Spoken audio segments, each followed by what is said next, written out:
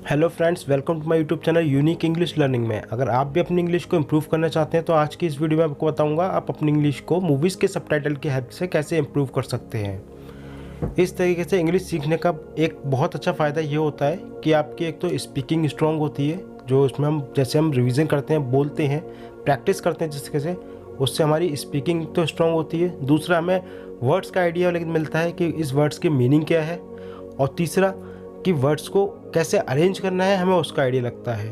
तो आइए स्टार्ट करते हैं। अगर आपने हमारे चैनल को अभी तक सब्सक्राइब नहीं किया है तो हमारे चैनल को सब्सक्राइब करिए, और वीडियो अच्छी लगे तो उसको एंड में लाइक करिए। तो आइए स्टार्ट करते हैं। जैसे कि यहाँ पे एक कन्वर्सेशन चल रहा है।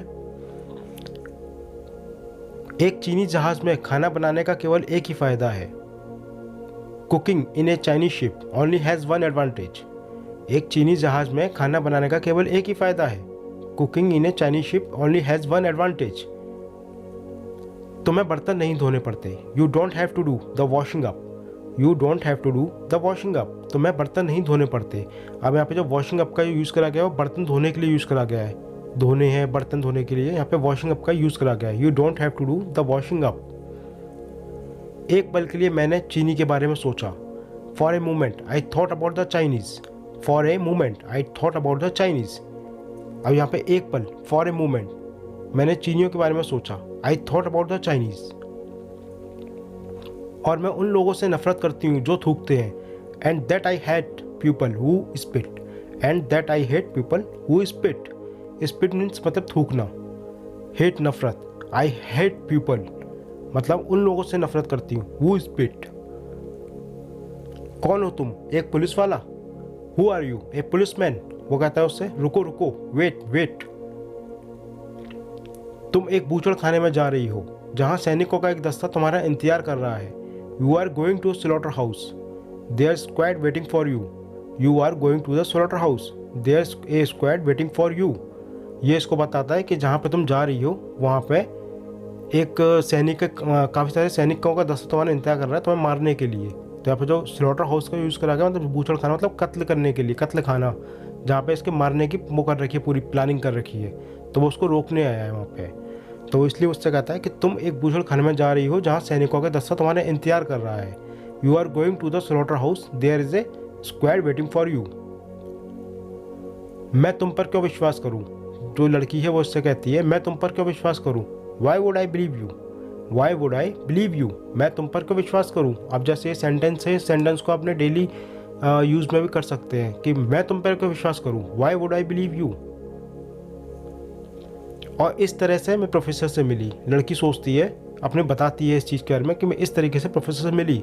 And that's how I met the professor. And that's how I met the professor. और इस तरह से मैं प्रोफेसर से मिली।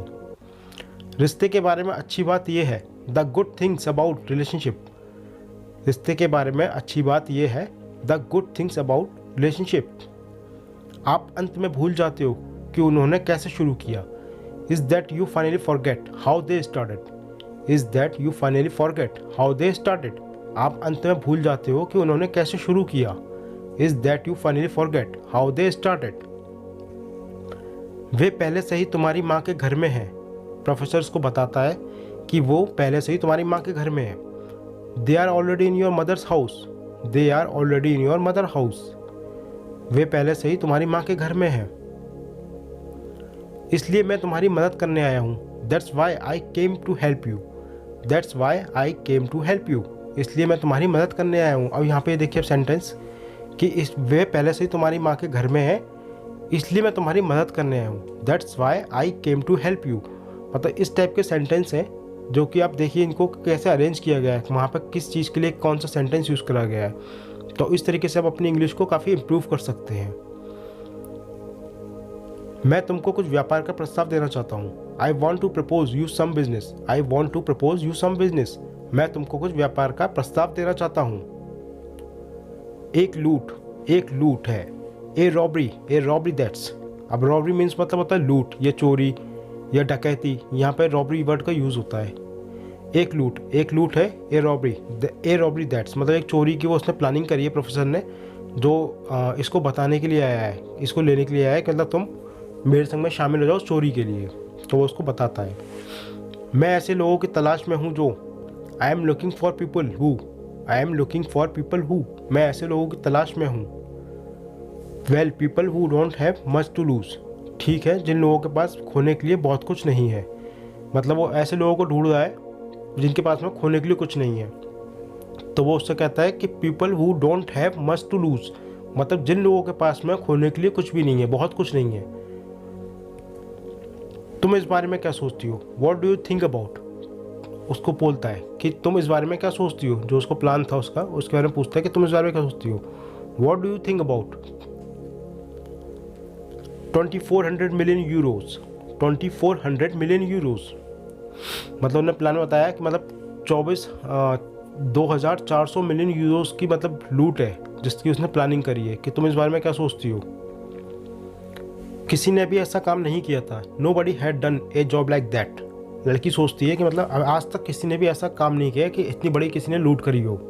तो वह ऐसा सोचती है कि nobody had done a job like that, किसी ने भी ऐसा काम नहीं किया था, ना ही न्यूयॉर्क में, ना ही लंदन में, ना ही मोंटे कार्लो में।